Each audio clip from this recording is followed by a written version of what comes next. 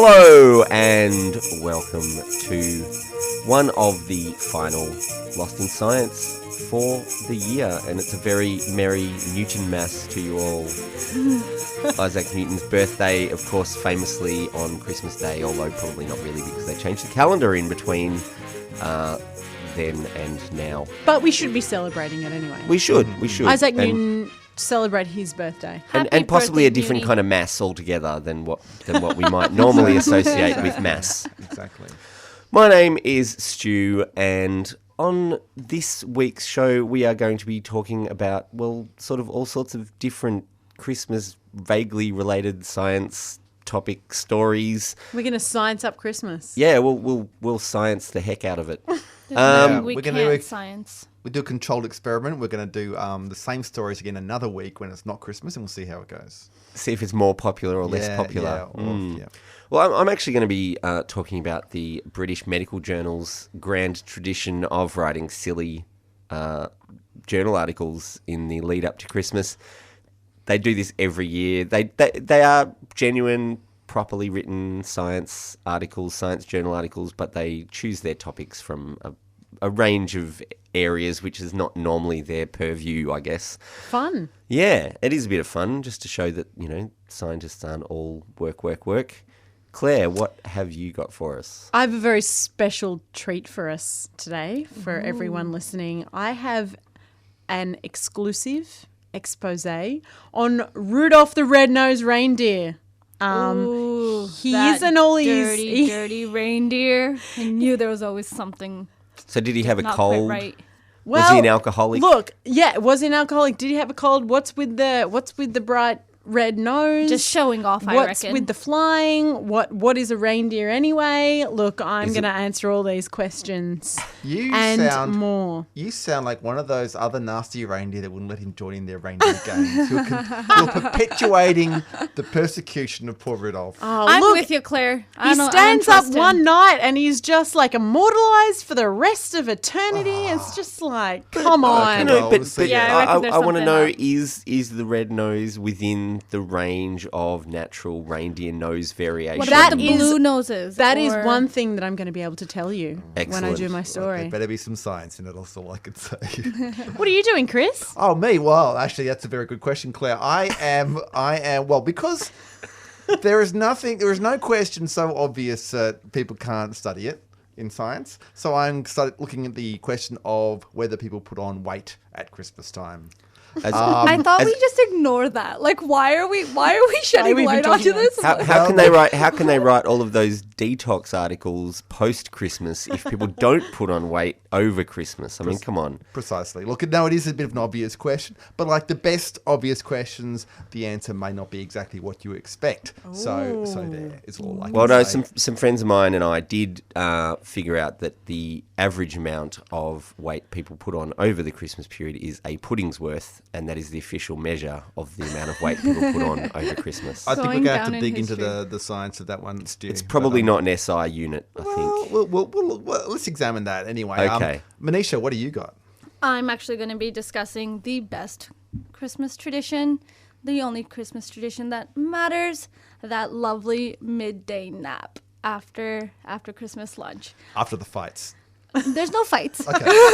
My Christmases are quite nice, thank you. Well, can we come to yours? Yeah. But yeah, anyways, I'm sure all of our listeners know which nap I'm talking about, the nap that kind of conquers all other naps throughout the year. The nap between lunch and dinner. Oh, it's so sweet. It's a great nap. So I'm going to be talking I call that my champagne breakfast nap. Definitely need it. And, well, maybe we'll need a nap after all of this seasonal related science that we're going to be bringing to you over the next half an hour, so stay tuned.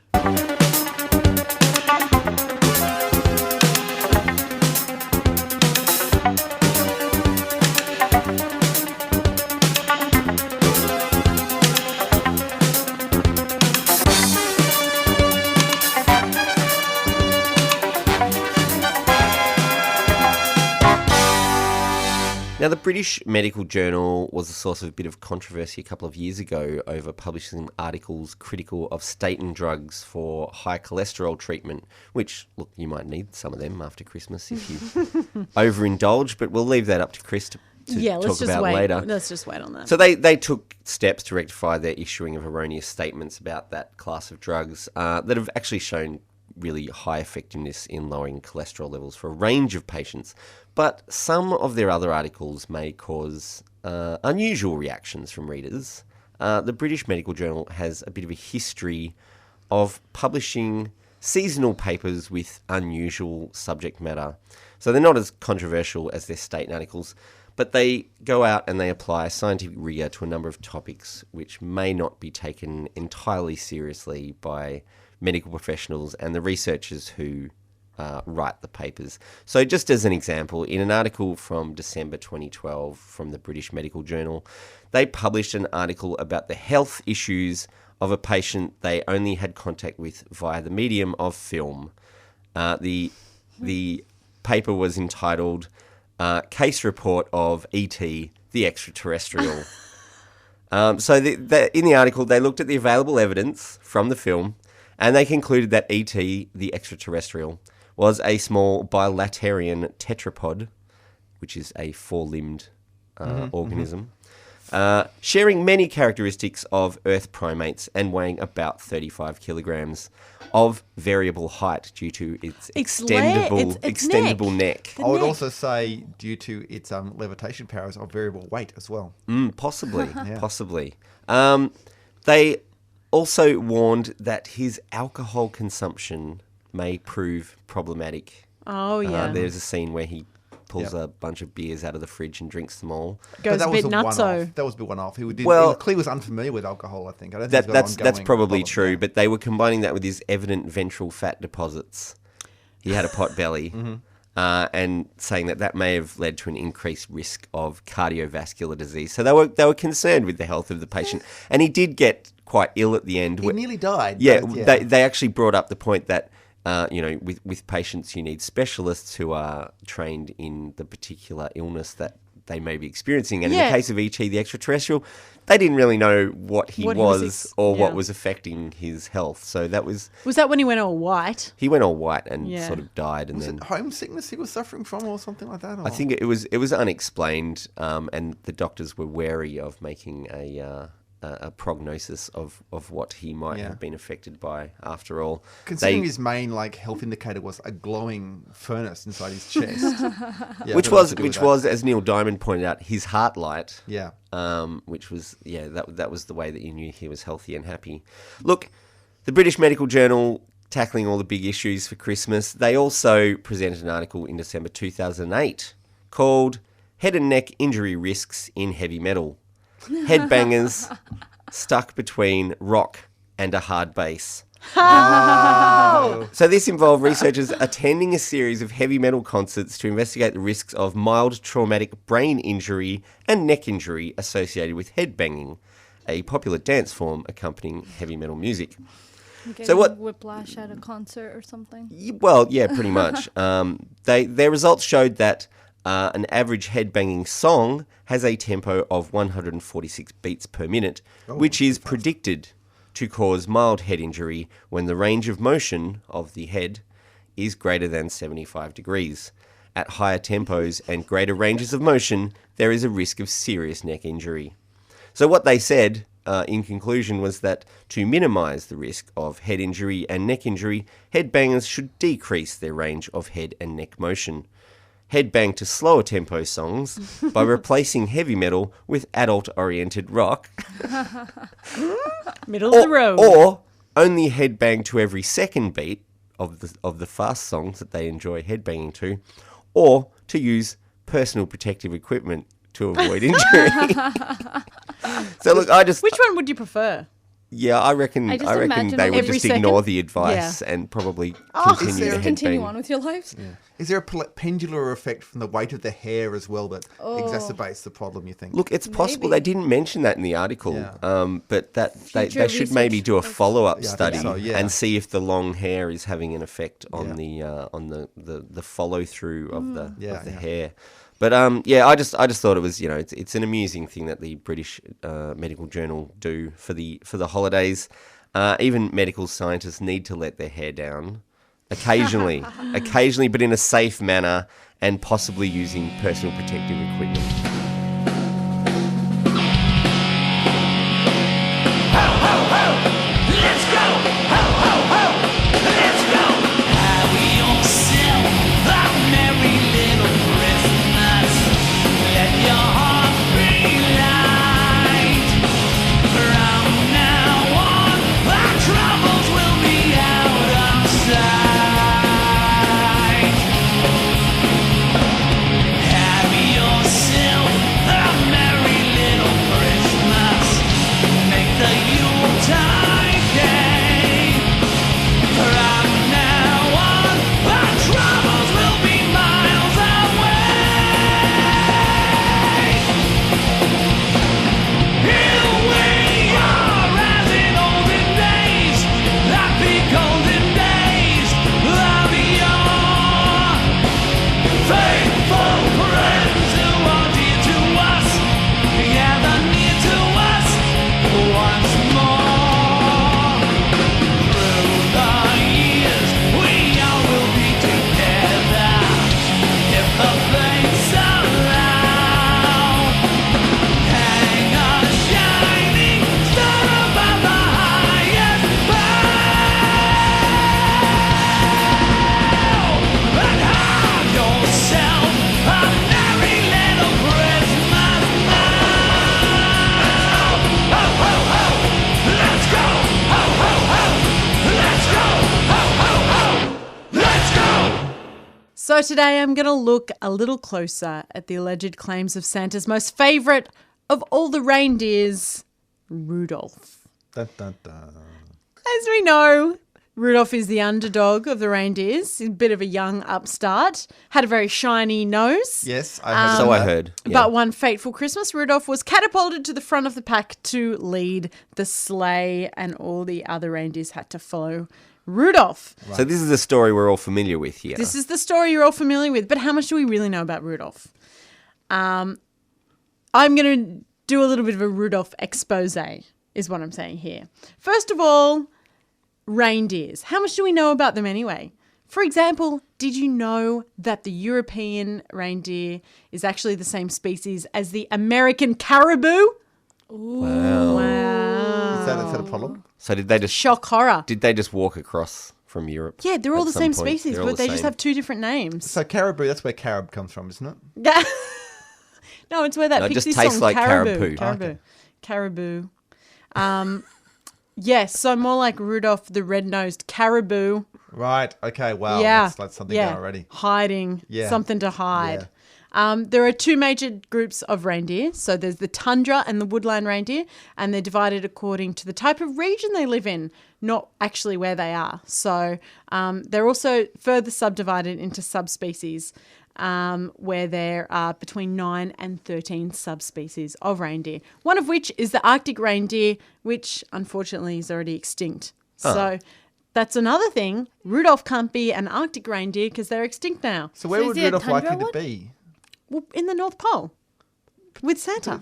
So the Arctic reindeer are extinct, Yeah. and they're all from the North Pole, so they've So- usurped the Arctic reindeer territory. is Yeah, basically what you're saying. some tundra or some woodland So they're caribous aggressive just and come across hiding something. to the North Pole. So is Santa really the mastermind behind all of this? I think we'll find out. I reckon All right. Santa's a pawn in all of this. All right, so what else do we know about Rudolph? He has a red nose, right? Rudolph the red-nosed reindeer. Okay. And the name? Well, I did a little bit of research into that, and it turns out that all reindeers have hot little noses. They actually have specially adapted to the very cold air, so they have very hot noses. So when they breathe in this very cold air, it enters and before it enters their lungs, it warms up in their hot little noses and sinus sort of cavities. And it warms up there before it hits their lungs. So typical conversation, you would say to a reindeer, "Oh, it's a bit cold here, isn't it?" And they go, "No, I don't think so." That's right. Yeah. Yeah, exactly. Yes, so Rudolph's red hot nose might not be such a special thing. It's something that's shared amongst But are they all red? of Are they the red? of the. Well, you know, I'm maybe they're not red. Maybe just red hot. red hot. Okay. Hot, warm, Or warm nose. is the red nose just poetic license, and he was just commenting on its temperature? We'll never know. Well, presumably this reindeer had something particularly red. I'm just saying that that's what the song suggests. But anyway, I'm sure there's more scandals to come. There are more scandals to come. The other thing Rudolph does very well is get around the world very quickly and efficiently. Turns out this isn't just Rudolph, who is very good at long distances. Most populations of caribou and reindeer are very good at travelling and can travel up to 6,000 kilometres per year. So they can cover quite large distances per day. And at their top speeds, they can run 80 kilometres per hour and swim at 10 kilometres per hour. Whoa. How Just fast do they fly? FYI. Well, I don't really know about Okay. this flying. I don't know about that. The airspeed of an unladen reindeer is a matter of conjecture, I believe. Do you have any data on their games? Because I've heard a bit about these reindeer games. No, but I do have some data on how well that they can see. Okay. So research shows that reindeer can see beyond the visible light spectrum and into the ultraviolet, which helps them be able to see the glowing white of the Arctic that they might otherwise miss. But a red nose, which is the lower end of the spectrum towards the infrared, is not going to be very helpful if you've got ultraviolet vision. Yeah. Wow. Yeah. However, Controversial. Dun, dun, dun. However, the sleigh Yeah. is steered by Santa, who needs to see in the visible spectrum. So he needs to see where he's going. It doesn't really matter. So you if still need the red nose. Yeah, the red nose might, Yeah. and it may just be a warning device for other aircraft who, most aircraft have red flashing lights on them. It's so, flashing. Yeah, obviously. Yeah, nowhere in the nowhere in It the doesn't say it's literature not is it flashing. consistent. Yeah. The last thing I want to ask is whether Rudolph is a male or a female reindeer. In the song, it says, it suggests that Presumes, Rudolph is yeah. actually a male reindeer, And the name Rudolph is, I think, Generally male. Male name. gendered towards Yeah. males. Yeah. So in most deer species, only the male grow antlers. However, this is not the case in reindeer. Both caribou. sexes, or caribou, both sexes grow antlers each year. But what is different is that the male reindeers lose their antlers in winter or spring, but the females shed their antlers in summer. So what this means is that in the northern winter, i.e. Christmas time, all the male reindeers will be losing their antlers while all the females will have antlers. So assuming that Rudolph has antlers, which of course he does, as do all of Santa's reindeers, we can conclude that Rudolph and all the other reindeers pulling the sled are actually female reindeers. I think that's so the song kind of mentions the name more than it mentions Antlers. The song doesn't mention antlers at all. But in, popular culture, you see people wearing antlers and ears on their For heads some and reason, stuff I like don't that. really understand that. But don't you just know intrinsically that Santa's reindeers have to have I haven't doesn't have seen antlers in the an cartoon. unantlered reindeer pulling a sled? not a single Christmas movie has unreindeered antler, unantlered reindeer pulling the sleigh. No, Yeah. in the cartoon he doesn't have antlers. Really? When he's a baby, That's true. There's But he the still cartoon pulls version the, without he still antlers. pulls Yeah, the actually. sleigh. I don't know about this cartoon. I mean, maybe the cartoon was right all along. maybe maybe we Rankin should be Bass watching more are in on the cartoons. whole deal, and they're just confusing it. It's just red herrings, not just red noses. It's red herrings all over the Yeah. place. Yeah. Yeah. So Rudolph the red-nosed reindeer, actually an ultraviolet-seeing, hot-nosed, super-fast female caribou. Who knew? Rudolph the red-nosed reindeer had a very shiny nose, and if you ever saw it, you would even say it glowed. All of the other reindeer used to laugh and call him names. They never let poor Rudolph join in any reindeer game. Then one foggy Christmas Eve, Santa came to say, Rudolph, with your nose so bright, won't you guide my sleigh tonight? Then how the reindeer loved him as they shouted out with glee. Rudolph the red-nosed reindeer, you'll go down in history.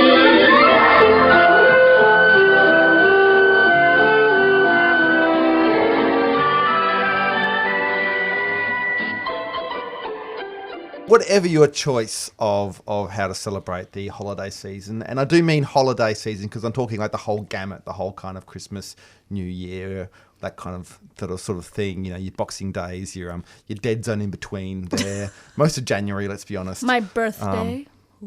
Your birthday as well, birthday. Chris. Yeah, my birthday as well. Yeah. There is going to be a great deal of eating involved. That's pretty much the way it works. There's all the roasted things, veggies, and probably some sort of, I don't know about you, but I even eat when it's not Christmas or Well, but holiday. there's a lot I of- eat But most you're- of the you're year. not I'm weird. pretty There's a lot much there's every a- day. There's you're a lot just of weird, feasting. though. Feasting. That's what Yes, I'm saying. feasting You know, there there's is. all your, There is. There's all your prawns, your puddings, your candy canes, your Christmas mix, the little lollies with all the weird things. Yeah, that yeah. no one really likes.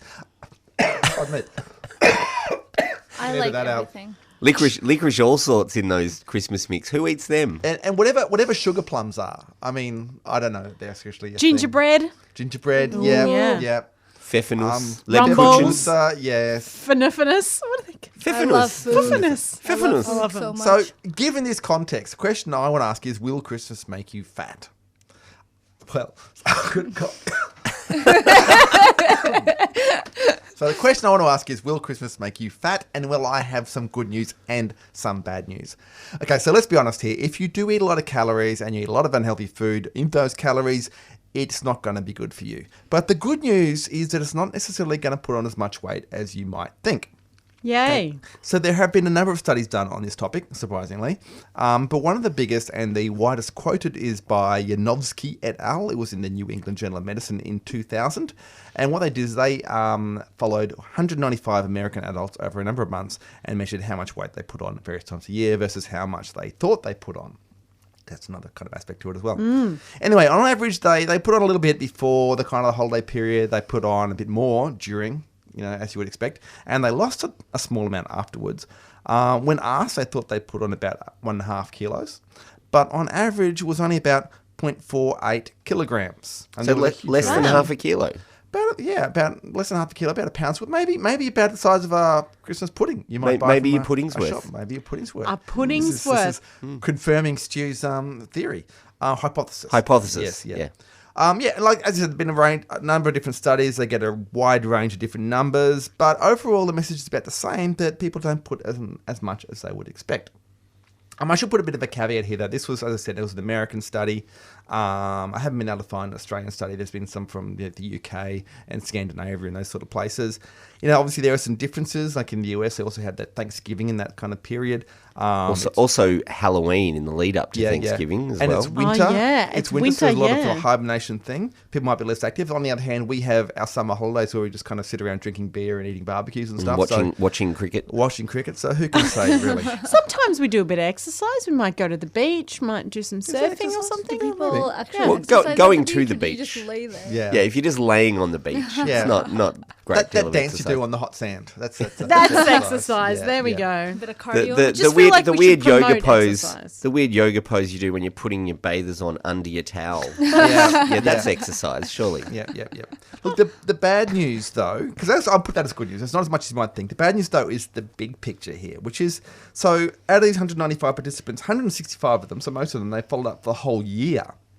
They followed them up over this whole year. And they basically, they had an average weight gain for the whole 12 months of about 0.62 kilograms. And most of that came from this Christmas New Year period. So they didn't gain too much in the other months, but they didn't really lose it either, is the point.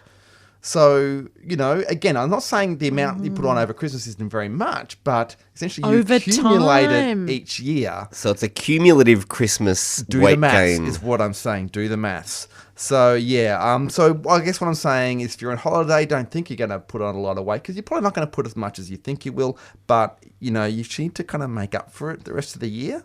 Or if you want to put it another way, the whole kind of Christmas in July thing where everyone says, let's just eat as much as we do at Christmas time only in July, you're essentially doubling, you're compounding it because you're not going to make up for it when it comes to the next December, for Christmas in December. So, I don't know whether I've got good news or bad news for you there. I think I'm still going to choose to ignore that you put on weight over Christmas and just enjoy myself. So Excellent. I think just leave out the pudding and you'll be fine. Yeah, Yeah. well, if you do that one pudding, Yeah. then you'll be fine.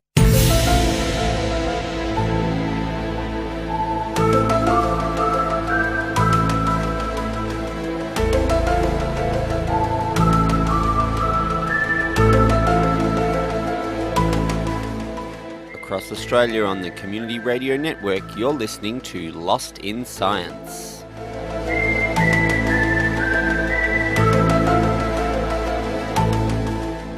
Chris may have led us through some of the negative side effects of overeating over the Christmas holidays, but I think I've got a really good positive side effect.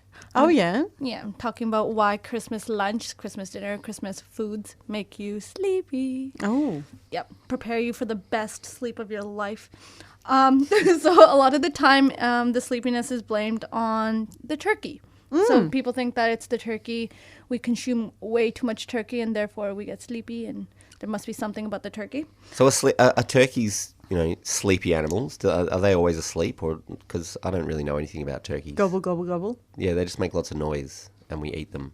And apparently have multicolored feathers coming out Yeah. of their butt. I don't know. There's lots going on with turkeys. They aren't. I don't know if they're sleepy animals, but they're thought to make you sleepy because it's believed that they contain a high level of an essential amino acid called tryptophan. Tryptophan is used in the production of serotonin, which is the hormone that regulates your mood. So basically, high levels of serotonin mean that you feel calm or relaxed or even sleepy. This is when you have it in your system, is that what you're saying? Yeah, so when your when your gland is excreting serotonin. Which gland would that be? The gland. Oh, the serotonin gland. Of course. So when you have lots of the serotonin in your system, you feel calm and relaxed. So this is why it's thought to be the tryptophan's fault that you get really sleepy. But the interesting thing is that turkey is not even in the top 50 foods, tryptophan-rich foods. So it's not. People say, "Oh, it's the tryptophan," but it's not even really a major thing. Exactly. So turkey doesn't have really higher than usual levels of tryptophan than you would expect in other foods. Compared to a chicken or something else. Compared to elk meat or seaweed or spinach or eggs, all of these foods Elk have... meat? Yeah. Elk meat. Well, I comment. Don't you always have elk meat at Christmas? I mean, Well, duh. But I just mean... oh no, that's more of a it Boxing was on Day the thing. list, man. It has more tryptophan than turkey. You're not from here, are you? My North American ways are coming through. The number one food the number one tryptophan-rich food is sea lion liver, if that's... What? Sea lion liver? Lord. Yeah, like a... Seal liver. Yeah. Similar to sea lion, yeah. sea lion, yeah. Yeah. Their liver is... Anyways. So I don't assume a lot of our- Inuit are always asleep. Is that right? I guess so, because apparently the tryptophan has something to do with it. But anyways, that was a long side note, but to say basically that it might not be turkey. There's probably another culprit behind the sleepiness. So I would like to draw your attention to the other amazing things that are commonly found on your Christmas table: mashed potatoes, sweet potatoes, chocolate, bread. How about well, to me it's a fairly obvious one. Alcohol. Oh yeah, maybe alcohol. Yeah. I don't think. Champagne breakfast at the start of the day. Couple of brandies with your Christmas pudding will make you a bit Christmas snoozy. I pudding? would have thought. Christmas pudding. Yeah. Brandy custard. Yeah, Don't brandy mind if I have a custard. glass, thank you very much. Yeah, it's all of these carbs and sweets that we're putting into our system. Our pancreas is in like overdrive. It's creating all this insulin, and to do so, it's pulling out large amino acids from our bloodstream. But when it's not really using the tryptophan, so it results in a relatively higher concentration of tryptophan in our bloodstream compared to all the other amino acids. And then tryptophan has no competition of getting into our brain. And then there's a lot of tryptophan in our brain, which means that we get a lot of serotonin, which means that we get a lot of calm and relaxation and sleepiness. Sounds great. Sign me up. Yeah, I think so. So it's actually even suggested that you'd be sleepier if you didn't eat the turkey, because the proteins have the reverse effect of the carbs, because it actually adds those amino acids to your blood. So that adds the competition for the tryptophan to enter the brain. So yeah, so it's not about the turkey, and the turkey's not to blame, and it's not even about really having lots of tryptophan in your system. It's just when the tryptophan is relatively more concentrated than the rest of the amino acids in your bloodstream. And then it gets hot, and you're sitting there around Man, the it's table with your this nap. I have paper. nothing bad to say about this nap. I don't care how it comes Yeah. about. I love it. I did stumble upon some like suggestions for how to reduce the sleepiness, but why would I ruin it for everybody? We don't need to discuss that. I hope you all enjoy your food comas.